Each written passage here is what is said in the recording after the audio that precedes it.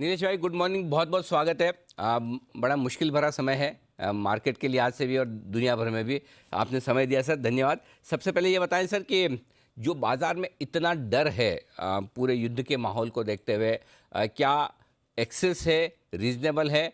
क्या अब यहाँ से बेहतर होने की उम्मीद की जा सकती है? क्या असेसमेंट है आपका सर?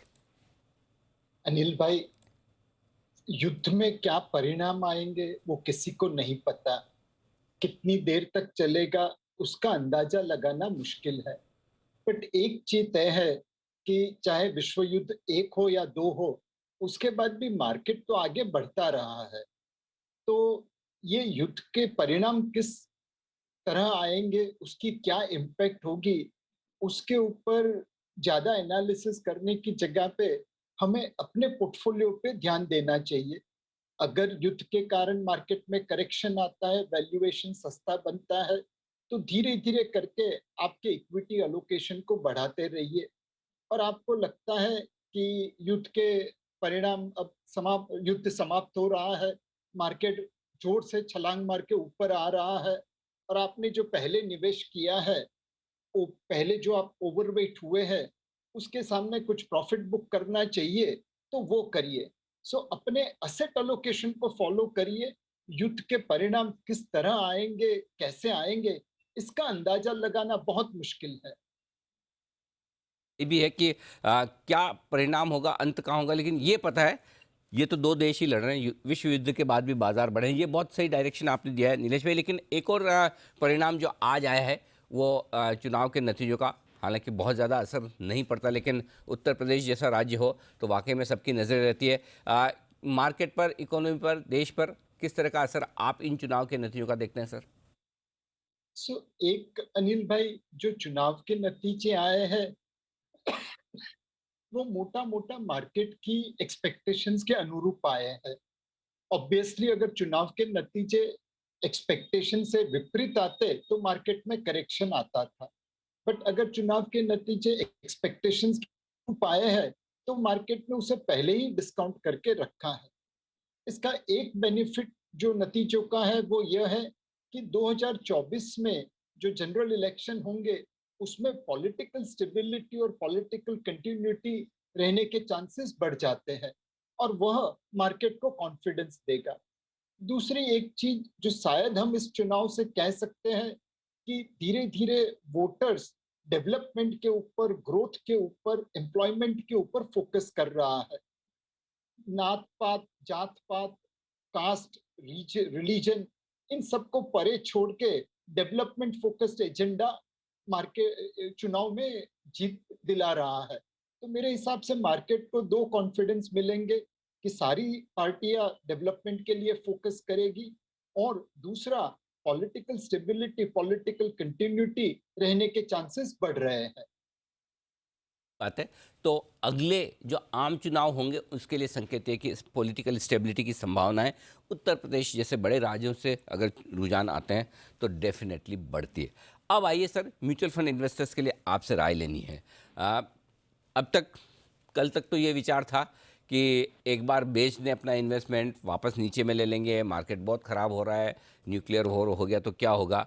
अब आज से फिर थोड़ी सी ओपिनियन बदल रही है सर। वो ये कि अच्छा, जिस भाव में हमने एंट्री की है उसके आसपास आ जाएं तो निकल जाएं क्या, बाद में फिर गिरेगा तब देख लेंगे। तो ये जो कश्मकश है, कभी बेच के नीचे लेने की, कभी वापस अपनी प्राइस आए तो निकल जाने की, इस दुविधा को दूर कीजिए सर।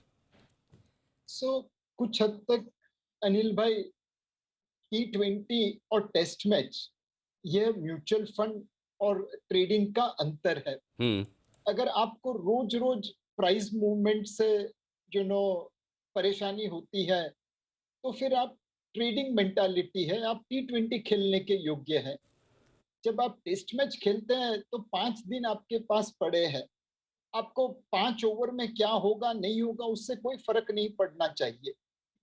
तो मेरे हिसाब से अगर आप T20 खेलना चाहते हैं, अगर आप ट्रेडिंग करना चाहते हैं, तो डायरेक्टली स्टॉक में करिए, ETF में करिए। म्यूचुअल फंड में आप टेस्ट मैच के लिए निवेश करिए, इन्वेस्टमेंट करिए। एंड अनिल भाई, पिछले तकरीबन 30 सालों से मैं देख रहा हूं निवेशकों को, जिस निवेशक ने सिर्फ SIP करी और बुरे समय में SIP रोकी नहीं, अच्छे समय में एसआईपी में प्रॉफिट बुक नहीं किया बट खाली चलने दी, आज उनके पोर्टफोलियो पे जो रिटर्न है वो जिस लोगों ने मार्केट को टाइम करने की कोशिश की उससे कहीं ज्यादा है। सी ऐसे बहुत दिग्गज है जिन्होंने डायरेक्ट स्टॉक में निवेश करके बहुत सारा पैसा बनाया है, बट उनके पैसे बनाने के पीछे उनकी मेहनत, उनकी लिवरेज, उनकी रिस्क टेकिंग एबिलिटी है। एक आम आदमी, एक साधारण निवेशक ने सिर्फ एसआईपी के धर्म का पालन करके अपने पोर्टफोलियो में बहुत अच्छा रिटर्न बनाया है, और उसी साधारण निवेशक ने जब मार्केट में ट्रेडिंग करके पैसा बनाने की कोशिश की है, 9 आउट ऑफ 10 वो पैसा खो के लौटा है। तो अपने असेट एलोकेशन धर्म का पालन करिए, मार्केट के उतार चढ़ाव को एक्सेप्ट कर लीजिए। मार्केट है, ईसीजी ग्राफ की तरह ऊपर नीचे चलता ही रहेगा। आप अपने लॉन्ग टर्म ध्येय को मत भूलिए। लॉन्ग टर्म फोकस बनाकर डिसिप्लिन और एसेट एलोकेशन, ये दोनों बहुत ज़रूरी है। अब सर, कुछ लोग तो धीमे धीमे टुकड़ों टुकड़ों में पैसा लगा भी रहते हैं, कुछ लोग बाजार के स्टेबल होने का इंतज़ार करते हैं, जिनके पास पैसा है, ऐसा नहीं बहुत लोगों के पास है भी सर, तो उन्हें कैसे लगाना है? क्या अभी सही वक्त है, लगा लेना चाहिए, एक मुश्त लगाएं, एसआईपी करें, क्या करना चाहिए सर? सो अनिल भाई, हमने हमेशा कहा है कि आप एसटीपी करिए। लमसम में पैसा अगर लगाना है तो बैलेंस एडवांटेज फंड या असेट एलोकेटर फंड को देख सकते हैं। वहां पे फंड मैनेजर मार्केट की वैल्यूएशन के अनुसार डेट इक्विटी या debt equity, gold and offshore equity में अलोकेशन करता रहता है। बट अगर आप बाकी फंड में निवेश करना चाहते हैं इक्विटीज में, तो एसटीपी सही रहेगी, एसआईपी सही रहेगी। लमसम, अनलेस अनटिल आप कुंभकर्ण के वंश से है, पैसा डाल के 14 साल के लिए सो जाएंगे और 14 साल के बाद पूछेंगे मेरे पैसों को क्या हुआ, तो लमसम करिए, अदरवाइज रहने दीजिए। एंड हमने तो ऐसे भी कुंभकर्ण के वंशज देखे हैं जो बोलते हैं 14 साल के लिए निवेश करते हैं और महीने में आके खड़े रह जाते हैं, आज एनएवी 2% नीचे क्यों हो गई। तो एसटीपी करिए, एसआईपी करिए। बहुत सिंपल चीज है, बहुत कॉमन सेंसिकल चीज है, बट बहुत ही कारगर चीज है। अच्छा अच्छा, नीलेश भाई एक चीज़ और बताइए। अभी चलिए, ये तो बात हुई कि S T P S I P वाला फॉर्मूला ठीक है। अब जो फंड सेलेक्ट करने हैं वो किस तरह के होने चाहिए? Large cap, mid cap, small cap या फिर मल्टी कैप? इस वक्त के माहौल में किस तरह के फंड ठीक है? अनिल भाई, आप जब रास्ते पे निकलते, फैमिली को लेके बाहर खाना खाने के लिए, आपके पास अलग अलग प्रकार की दुकानें रहती है। कहीं चाइनीज मिलता है, कहीं मैक्सिकन मिलता है, कहीं इंडियन मिलता है, कहीं साउथ इंडियन मिलता है, कहीं पंजाबी मिलता है, कहीं गुजराती मिलता है। अब आपके ऊपर है, आप उसमें से क्या बनाना चाहते हैं। हम्म। अगर आप कंजर्वेटिव इन्वेस्टर है तो लार्ज कैप फंड में निवेश करिए, लार्ज ठीक एंड है। मिड कैप में निवेश करिए। अगर आप एवरेज इन्वेस्टर है तो multi cap, flexi cap fund में निवेश करिए। अगर आप एग्रेसिव इन्वेस्टर है तो स्मॉल कैप, मिड कैप में निवेश करिए। इसमें आप थोड़ी थोड़ी मात्रा आगे पीछे ऊपर नीचे कर सकते हैं। एक बात समझ लीजिए कि आपने जिस फंड में निवेश किया वो हमेशा टॉप पे रहे, वो जरूरी नहीं है। अच्छे से अच्छा बैट्समैन कभी जीरो पे आउट हो जाता है, बट उसकी एवरेज 50, 55, 60 की बनती है। तो एक फंड मैनेजर को समय दीजिए। भारत में आज 4, 5, 6 अच्छे फंड मैनेजर्स के फंड है, उसको आप अपनी रिस्क प्रोफाइल के अनुसार निवेश करिए, समय दीजिए। जो लॉन्ग टर्म में कंपाउंडिंग होती है वह आपको रिटर्न बना के देगी। भारत में 4 5 6 तो अच्छे फंड मैनेजर हैं, बहुत अच्छों में बहुत कम है, जिनमें से एक नीलेश भाई भी हैं जो मेरे फेवरेट हमेशा से रहे और जिनके फंड में हमेशा से मैंने अच्छी खासी वेल्थ बनी। कल भी नीलेश भाई यही बात कर रहे थे, कोई एक बात निकली थी कि मैं कहाँ पैसा लगाता हूँ, तो मैंने यही बताया, मैंने 2015 के बाद शेयर खरीदे नहीं, हमेशा म्यूचुअल फंड्स में ही लगाए हैं पैसे, और जिस फंड में नीलेश भाई रहे वहाँ हमेशा लगाए हैं। तो इसलिए आज भी आप देखिए, आराम से आप फंड में पैसा लगाकर सीधे खरीदें शेयर, उसके मुकाबले में भी अच्छे पैसे बना सकते हैं शांति से, बिना स्ट्रेस के। अच्छा सर, ये तो बात हुई अलग अलग तरह के फंड चुनने की। काफ़ी लोग इस वक्त ना वो डायनेमिक एसेट एलोकेशन में भी जाना चाहते हैं कि भाई कभी डेट कभी इक्विटी, ब्याज दरों का भी जो खतरा वगैरह है, तो उस तरह के इन्वेस्टर्स के लिए भी क्या स्ट्रेटजी होनी चाहिए, और क्या ये ठीक है कि इस वक्त ऐसे फंड्स चुने जहाँ फंड मैनेजर ही डिसाइड करे कि कितना इक्विटी में रखना है, कितना डेट में रखना है? डेफिनेटली अनिल भाई, पहले हमने बचपन में एक एडवर्टाइजमेंट देखी थी, fill it, shut it, forget it. जी। बस कुछ उसी प्रकार की म्यूचुअल फंड योजनाएं है असेट एलोकेटर में, वहां पे फंड मैनेजर अपने हिसाब से डेट, इक्विटी, गोल्ड और ऑफशोर, इन 4 प्रकार के एसेट क्लास में निवेश करता रहता है। और उनके अंदर भी कंजर्वेटिव, एवरेज और एग्रेसिव, यह टाइप की रिस्क प्रोफाइल बनती है।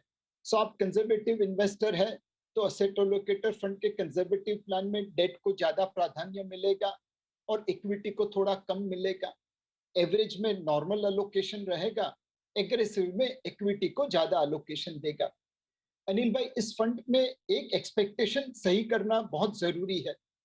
असेट एलोकेटर फंड ऐसा मतलब नहीं है कि जनवरी 2020 में 100% इक्विटी हो, फिर फरवरी 2020 में 100% डेट हो जाए, 27 मार्च 2020 को 100% इक्विटी वापस हो जाए, 11 अक्टूबर 2021 को वापस 100% डेट हो जाए और 4 दिन पहले वो वापस 100% इक्विटी हो जाए। यह टाइप का फंड नहीं बन सकता। भगवान भी इस तरह से आपका पैसा मैनेज नहीं कर सकता। इन फंड में अलोकेशन होता है, जनवरी 2020 में इक्विटी थोड़ी कम होगी, मार्च 2020 में थोड़ी ज्यादा होगी, अक्टूबर 21 में थोड़ी कम होगी और कल थोड़ी ज्यादा होगी। तो ये 0 to 100 की रेंज नहीं है, इनके रेंज में 5-10% इधर उधर होता रहता है। तो असेट एलोकेटर फंड में आप fill it, shut it, forget it करके निवेश कर सकते हैं, बट इस उम्मीद से कि इसमें जो वेरिएशन होगा वो 5-10% का होगा, 0 to 100% का नहीं होगा। तो बिल्कुल ठीक बात है। ये आपके लिए बेहतरीन तरीका होगा। एक और राय नीलेश भाई, जाने से पहले आपसे कमोडिटीज़ पर लेना चाहता हूँ। जिस तरह से कच्चे तेल के दाम बढ़े हैं, बाकी कमोडिटीज़ के दाम बढ़े हैं, वोलेटाइल बहुत हैं। लोगों को डर है महंगाई बढ़ने का भी, ब्याज दरें बढ़ने का भी। पूरे इस माहौल पर क्या आपकी राय होगी सर? सो अनिल भाई, अगर आप एक दो चीजों को पकड़ ले, जैसे क्रूड हुआ, एडिबल ऑयल हुआ, तो उनके दाम जरूर से बढ़े हैं। स्टील, एल्यूमिनियम, जिंक, उनके दाम भी जरूर से बढ़े हैं। बट उसके सामने बहुत सारी चीजें हैं, जैसे इलेक्ट्रिकल्स है, इलेक्ट्रॉनिक्स है, जहां पे दाम घटे हैं। आरबीआई ने FY 2023 के लिए 4.5% इन्फ्लेशन का टारगेट रहेगा, ऐसा उनका अनुमान है। हमें लगता है रशिया यूक्रेन सिचुएशन की वजह से उसमें अपवर्ड रिवीजन होगा। शायद 5.5 से 6% का इन्फ्लेशन FY 2023 में हमें देखने को मिले, अगर क्रूड के दाम और मेटल के दाम इस लेवल पे टिके रहे। जैसा मैंने पहले बताया, युद्ध का अनुमान लगाना बहुत मुश्किल है। हो सकता है, जैसे हम बात कर रहे हैं, पुतिन और जेलेंस्की मिलके कोई सोल्यूशन निकाल दे और ये दाम में गिरावट होना चालू हो जाए। हो सकता है कि ये थोड़ी देर और चले। तो इस समय महंगाई का अनुमान लगाना मुश्किल है, बट 4.5% से अपवर्ड रिवीजन हुए उसकी संभावना काफी ज्यादा है। ठीक बात है।